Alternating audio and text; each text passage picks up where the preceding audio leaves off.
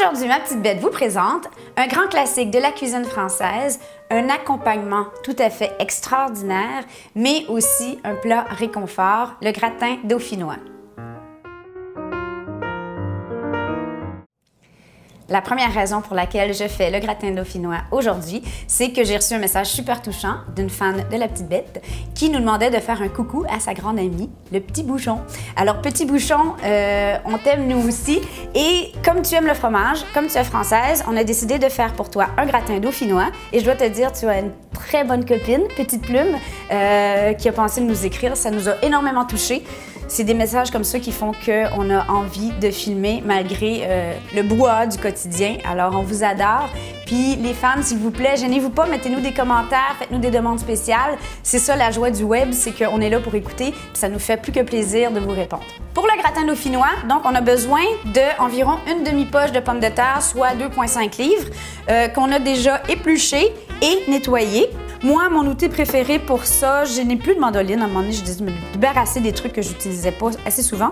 Donc, j'utilise mon robot culinaire avec la lame pour faire des pommes de terre. Là, vous allez comprendre pourquoi j'utilise le robot. Une fois mes patates coupées à l'épaisseur désirée, je combine 3 tasses de crème moitié-moitié, donc du 5 %. Alternativement, vous pourriez très bien mélanger du lait et de la crème selon le niveau de richesse que vous avez envie que soit votre gratin dauphinois.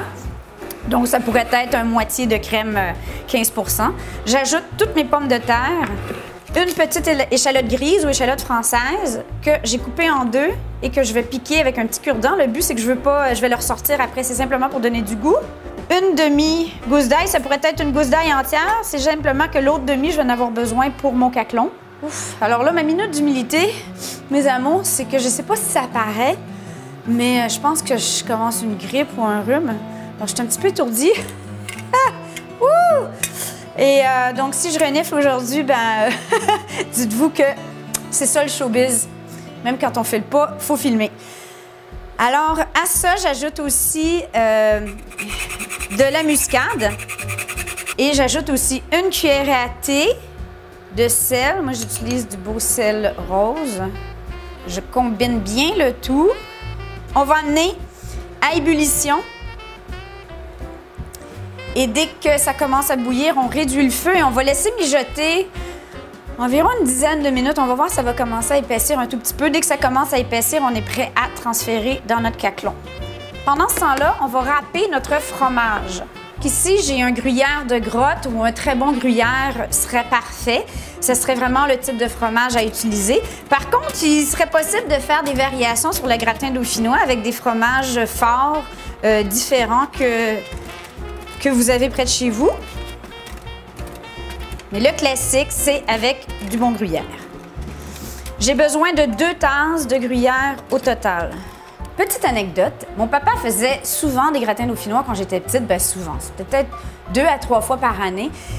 Et c'était vraiment un de mes mets préférés. La première fois où je l'ai fait moi-même, je me suis dit, bon, ça doit pas être tellement compliqué. Puis je me rappelle, on recevait la maman de Lionel, donc des Français. Je m'étais dit, je vais faire quelque chose de spécial. Et ça a été un flop quand même assez monumental. Mon gratin dauphinois a viré en, je dirais, ça ressemblait à une soupe à la patate ou une espèce de soupe parmentière. C'était très liquide. Ça a pris comme 2 heures à cuire au lieu du 45 minutes qui était dans la recette. Et ce que j'ai appris avec le temps, c'est qu'il y a 2 facteurs importants au gratin dauphinois. Premièrement, le type de pommes de terre que vous utilisez, c'est super important. Donc, moi, j'aime bien faire mon gratin dauphinois avec des pommes de terre jaunes. Et l'autre facteur, c'est calculer toujours au moins un 20 minutes additionnel à ce que la recette vous dit. Donc, aujourd'hui, moi, je vous dirai pas 45 minutes, je vais vous dire environ 1 heure. Après 1 heure, vous allez vérifier la consistance de votre gratin, si les pommes de terre sont bien cuites. Et il faut aussi calculer un bon 15 minutes de repos où ça va aider au gratin à se tenir et à bien prendre. Donc, calculez vos affaires parce qu'évidemment, vous ne voulez pas arriver à la table avec le gratin qui vient de sortir du four, qui est tout liquide et qui est très loin d'être appétissant. J'ai oublié de poivrer. Ça serait le fun de ne pas mettre mes manches dans mon mélange de gratin. J'ai fait un effort, là. Je me suis habillée festive juste pour vous ce matin. Moi, j'aime beaucoup le poivre dans le gratin, donc j'en mets quand même pas mal. j'ai mon autre demi-gousse d'ail que je vais frotter, un peu comme on fait avec la fondue au fromage, partout à l'intérieur de mon caclon, en mettant pas mes manches japonaises partout. Ensuite, je prends du beurre, un petit linge ou un balai à pâtisserie, donc environ une cuillerée à table de beurre que je vais tendre partout à l'intérieur de mon caclon. La prochaine étape, tu transfères tes patates dans ton caclon en essayant de ne pas faire tremper tes manches japonaises dans la crème. Puis là, on voit que ça a bien épaissi déjà.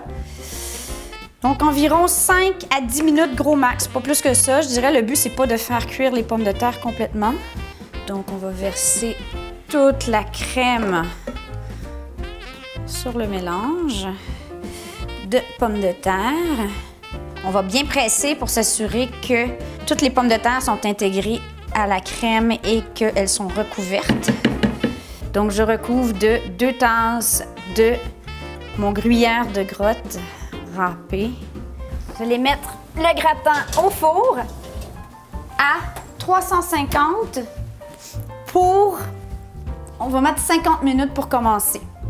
Et on va surveiller après 50 minutes. Le voici, le voilà. Il n'est pas appétissant, mon gratin dauphinois. Je suis tellement fière. Il est vraiment beau. Il va être prêt à servir dans son caclon en fonte. Comme ça, il va rester bien chaud. Un 5-10 minutes. Il n'y a pas de stress. Ça vous laisse le temps de mettre la table. Et sur ce, toute l'équipe de La Petite Bête, on veut vous souhaiter... Joyeux Noël!